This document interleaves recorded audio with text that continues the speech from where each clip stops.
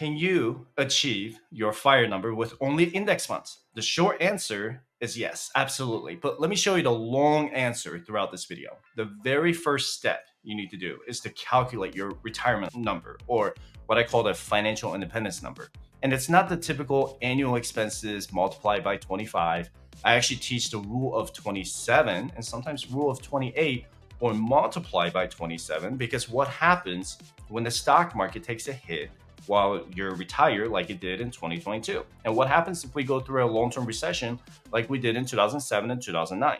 That extra 2 years is going to give me the cushion between the bear market and my cash reserve. If you're already on your FIRE journey, you are in what's called an accumulation phase of your journey. You're saving and investing 40, 50, or maybe even 60% of your income into your index funds, so you do not need multiple streams of income to achieve FIRE. Again, I'm only going to go over the index funds and every resource I use to achieve financial independence. What do I mean by boring index funds? I'm talking about the low cost index funds that charge me no more than 0.1% in expense ratio every year.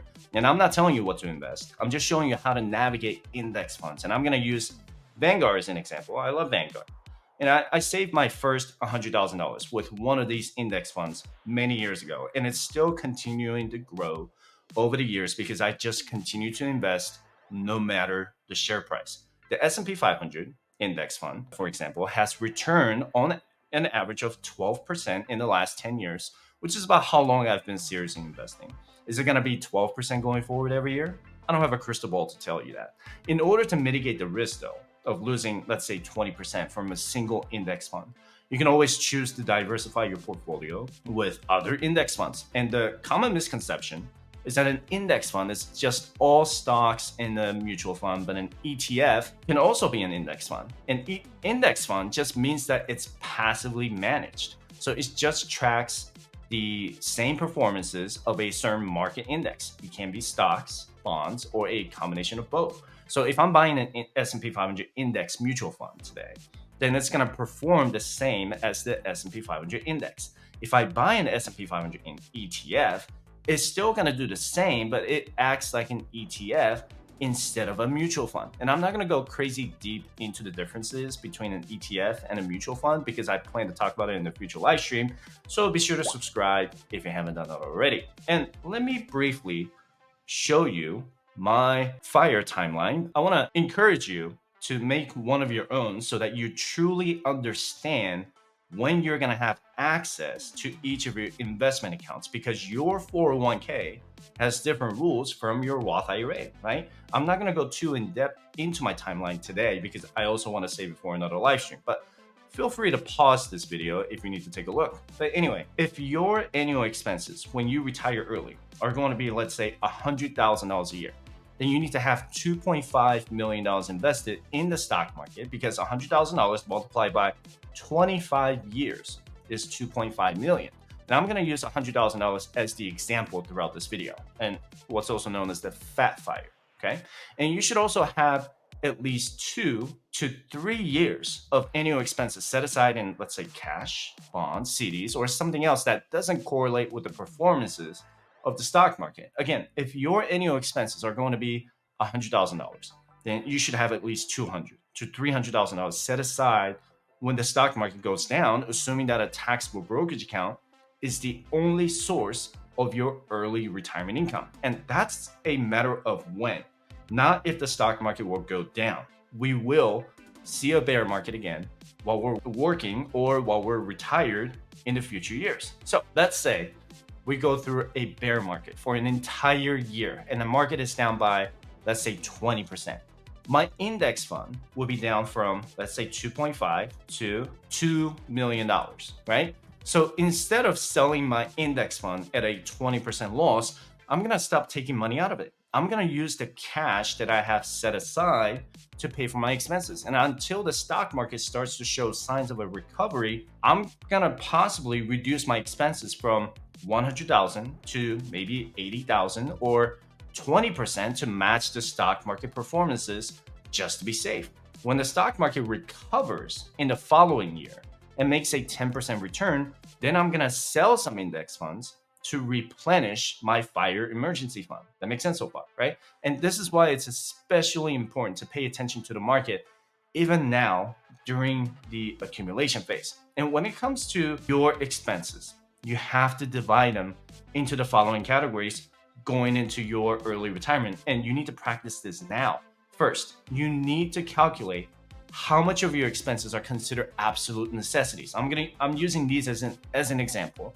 And when I work with my clients and I have all of these categories listed on there, food, transportation, cell phone, internet, utilities, housing, and insurance are typically your main spending categories. Your debt is not considered an expense. That is your debt. I don't ever recommend having any debts going into your early retirement, and that includes your mortgage. You want to bring your liabilities down to zero. So if you own a house, then you should already know how much of that is going to your property insurance and taxes every year, because those are considered your expenses. So if your total essential expenses are going to be $50,000 a year, then that's $50,000 you need to have at the bare minimum to survive every year, right? You have to figure out how much you, no kidding, need in order to survive your retirement. The second set of expenses you need to categorize is discretionary expenses and one-time purchases in your sinking funds. They could be subscriptions, entertainment, pets, gifts, and travel. And these are also the expenses that you're willing to cut if the stock market ever goes through a hard time. For example, if we go through a recession and a bear market in 2025, then I might not want to travel as much at the beginning of the year until I can assess the overall market condition. If you can get used to budgeting like this, budgeting in your retirement will come very naturally. And let me show you the most important retirement calculator, or my FIRE calculator, which you can download for absolutely free by visiting firesuccess.com/resources. And if you're one of my subscribers, just be sure to download version 5 because it just got uploaded to my resources website. Anyway, I use this calculator. I still use this every single year. I recalculate my FIRE number every single year based on my annual expenses and inflation. And if you're truly serious about achieving FIRE, this is the very first step, which is also on my FIRE checklist. And I'll show you the checklist later on in this video. I'm gonna give you a quick tutorial on how to do this, okay? The first block here is where you enter your birthday. And this one, I just put a notional one that says September 1st, 2000. So once you put the birthday in there, the spreadsheet is automatically going to calculate how old you are or how old you're going to be this year. So if you were born in 2000, the spreadsheet will show you that you're either 24 years old in the current year, or you're going to be 24 years old sometime in the year 2024. What matters the most is that the age you're going to be in the current year.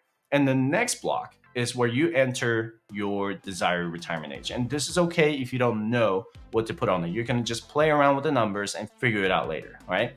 And this is also a very important step because the age you input in this block right here will calculate the rest of the spreadsheet. So if I put 60 here, okay, then it's gonna say that I have 36 years until I reach my retirement age. If I put 55 or lower, then the spreadsheet is not going to include my Roth earnings and traditional IRA because I can't touch them until I'm at least 59 and a half, but I can include my traditional 401k, 403b, or TSP if I'm looking to retire between the ages of 55 and 59 and a half, because the earliest you can withdraw from your traditional 401k is age 55, unless you're a police officer with a 457 plan that lets you withdraw as early as age 50. And if I'm looking to retire before I'm 55 years old, then I should only account for my Roth contributions, Roth conversions, and any non-retirement investment accounts. Now, you can only touch what you contribute to your Roth IRA or Roth 401k if you decide to roll that over to your Roth IRA and any Roth conversions you decided to make throughout your working years. And I know this is very, very complicated with all the rules. So if you want to join my private client program, you can schedule your session with me by visiting firesuccess.com/coaching. And let's take a look at the annual expenses here. So what I just talked about earlier, right? Look on the right side of the screen. This is where you enter the current annual expenses you need invested between your essential expenses and your discretionary expenses. And let me tell you, if you're completely debt-free, including your house, you really don't need $100,000 a year to survive unless you live in New York City or San Francisco. And I've done budgets for my clients living in some of the most expensive parts of New York City, and they can survive with less than $80,000 a year in essential expenses. You have to run your budget every month to truly understand what you have going out, right? If you don't know how much you've spent so far this year, you can always put your desired retirement expenses right here. Do not put your debt repayments in here because you shouldn't be in any debt by the time you retire. So for the purpose of this video, I'm gonna leave it at $100,000. And the next block is where you estimate the average annual inflation rate. And I know this is a tough one to figure out because nobody knows how our inflation will be in the next 30 years. The average annual inflation rate, and this might help you in the US, between 1914 and 2023 was 3.3%. And I know inflation has been crazy for the last few years, but that's not something we're going to experience every single year. So I just found something in the middle and called it 2.5%. You can do whatever you want, but just keep in mind that it's going to change the FIRE number in future dollars. And also remember that your expenses don't always go up by 2.5% every year. Some may stay stagnant or some may go up higher. So you just have to find the overall average by doing the annual budget. Because if you look at the next two blocks here, if you adjust your FIRE number by inflation, it could go from $100,000 to $177,000 in 31 years, right? That's based on 2.5% annual inflation rate with $100,000 in today's dollars. And these blocks will change depending on what you input in the current annual expenses and your desired retirement age right here on the left-hand side, okay? And the next block right here is where you input your additional income sources and you're gonna have in your retirement. And keep in mind that these numbers are going to be estimated during your retirement. You could have qualified dividend income from your portfolio without selling any investments. You can have income coming from your real estate properties. And keep in mind that you want to put your net real estate income and not your gross income. If you notice that Social Security is blacked out, it's because I put desired retirement age at 55. And so it's going to be automatically blacked out unless you put 62 or above. And you can put a value in there if you're not looking to retire until you're 62, but the FIRE community generally doesn't take Social Security into consideration because people typically want to retire early in their 50s. And all of these additional income sources will be taken into account when the spreadsheet calculates your FIRE number. So for example, in this scenario, my annual expenses in the year 2055 are $177,000. If I have $40,000 a year, and let's say in real estate net income during my retirement years, then my FIRE number in today's dollars would be reduced from 2.5 million to 1.5 million because I'm using my real estate income to supplement my FIRE. So my FIRE number could be reduced significantly with my other passive income sources. That makes sense so far, right? But I'm gonna leave everything zero here today because I'm just gonna include a non-retirement account with index funds in this scenario. And it's up to you what you want the average annual return to be. I put 8% to be conservative because it's the net return after the management expenses.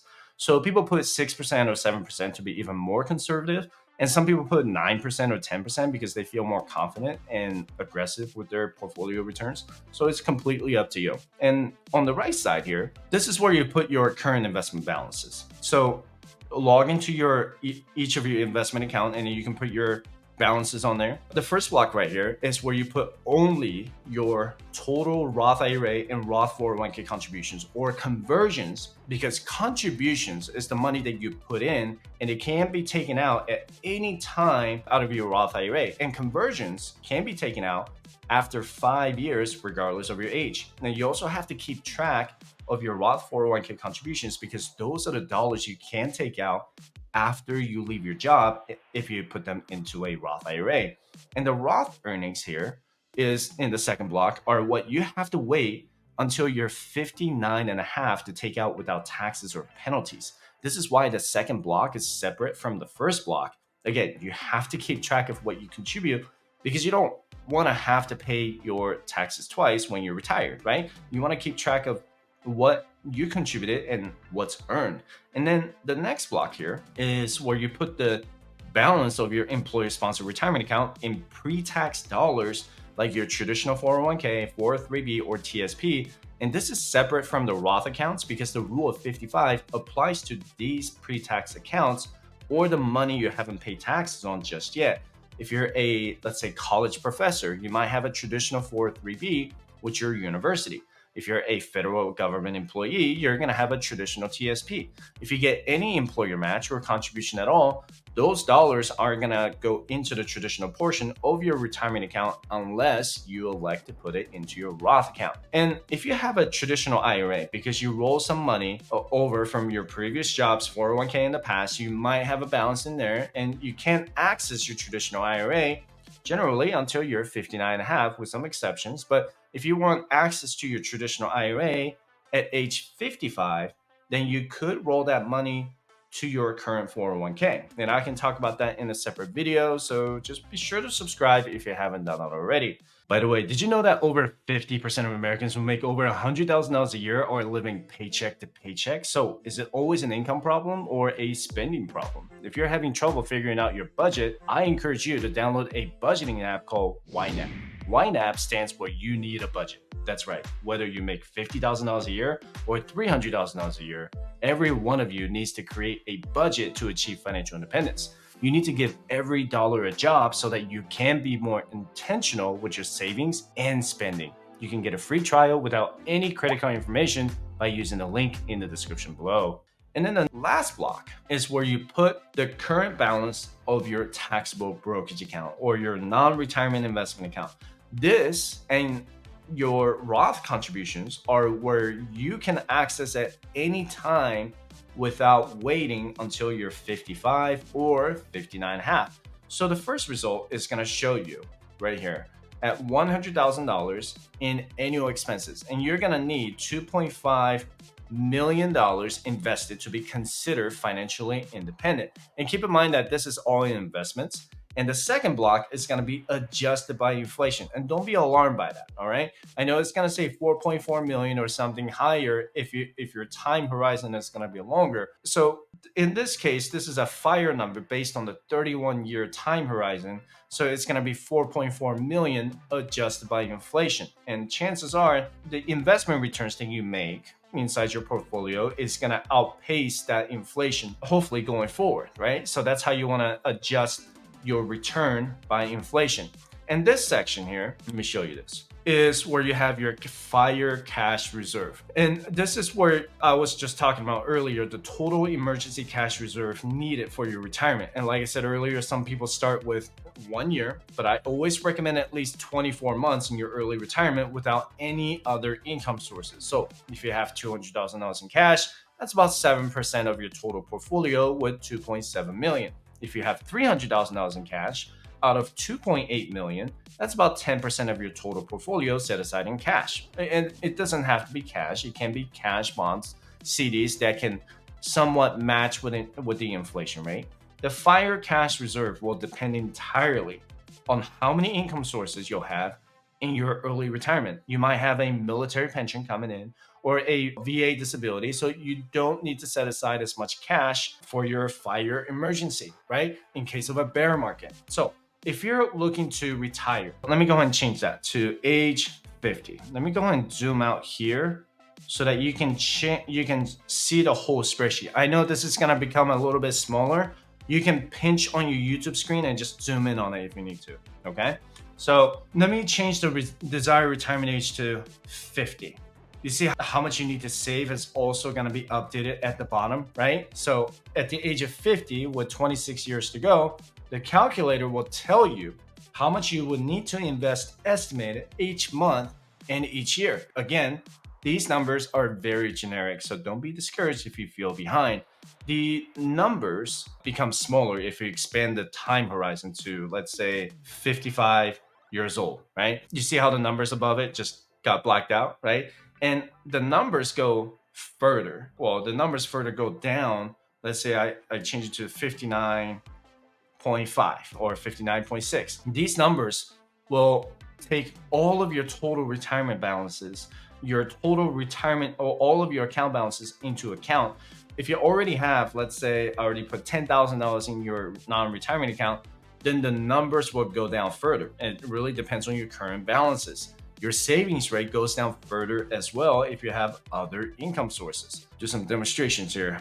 I have $100,000 invested in the traditional IRA. Okay, I'm gonna scroll it down just a little bit. I don't know if you saw that. So right now, if I had no balances, I would need to invest at least $2,170 every month if I want to retire after age 59 and a half. But let's say I already have a balance of $10,000 in my traditional IRA, then it's going to change to $2,000 a month, which is not as bad, right? Because the time horizon is really far along. It just really kind of like depends on where you are. All right, there we go. Now it's reduced to $1,400 from $2,100.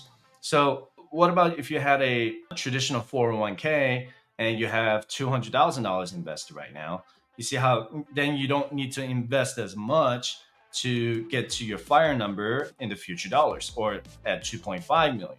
But this is all based on your current age and the desired retirement age. So the best case scenario, if you're watching this at 24 and you're not looking to retire until 59 and a half, then your savings rate doesn't need to be as high because your time horizon is a lot longer than those of us in our 30s, 40s, and 50s, right?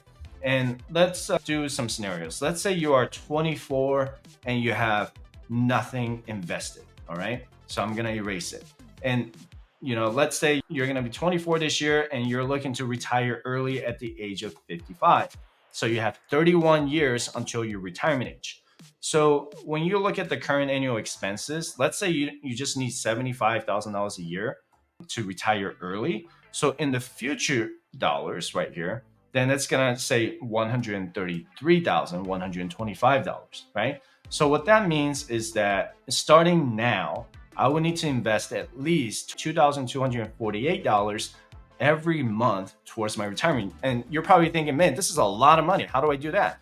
Well, if you really think about it, Roth IRA contribution limit is $7,000 this year. And then your 401k limit is $23,000. So if you already max out your Roth IRA and then you just contribute an extra, let's say $17,000 towards the 401k, you're already there. Then you have achieved the savings rate. You just need to kind of like figure out how much more you need to put in order for you to reach that retirement age, right? So what if you want to retire earlier? Okay, so at the age of 50, you want to retire earlier, then you need to increase your savings rate even more. So instead of $2,000 a month, you will need to put at least $3,200. And you also need to consider what type of investment accounts you're going to have going into your retirement. Before age 55, you're not going to have access to your traditional 401k, 403b, or TSP, but you'll have access to your Roth contributions and conversions, and you're also going to have access to your non-retirement account, so taxable brokerage account. So you're going to have to kind of decide how much you want to put towards your Roth contributions and how much you want to put towards your non-retirement account. Now, does that mean you should stop contributing to your 401k, 403b, or TSP? No.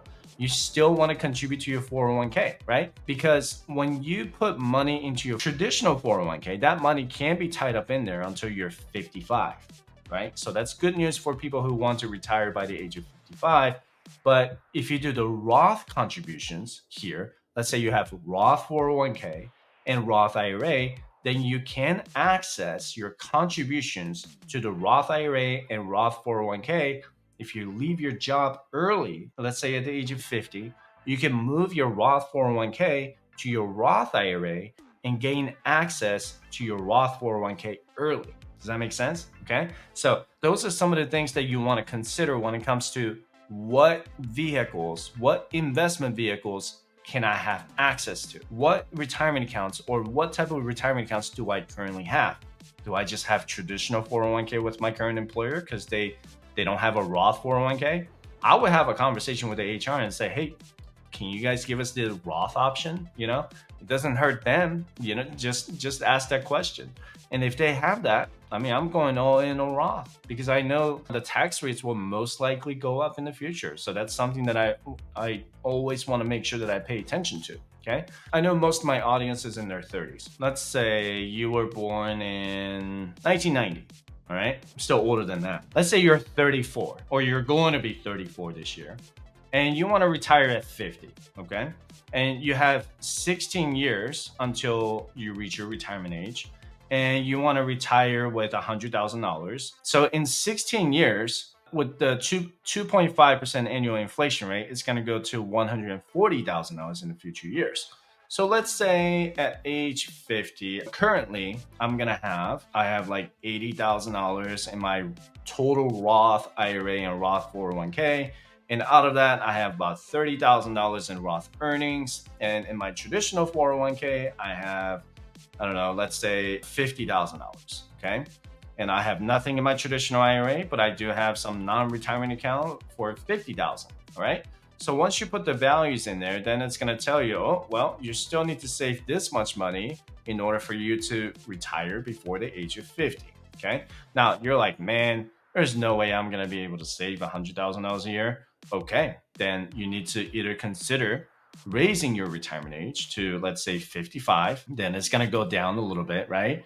Or I can put additional dividend income that you may have. Let's say you're going to have $50,000 a year, or you know what, I'm going to do, let's say, $30,000 a year in other income source. And then I'm going to have $20,000 a year in real estate net income. Then you're not going to have to contribute or save as much money because you're going to have those income sources going into your 50s. Okay. And the other thing you can change is that if you think you're going to be in the aggressive portfolio for a while, and just take a look at the performances in the past, and you could be making like 10% return or maybe 9% return, right? Not 19, but let's do 9% return.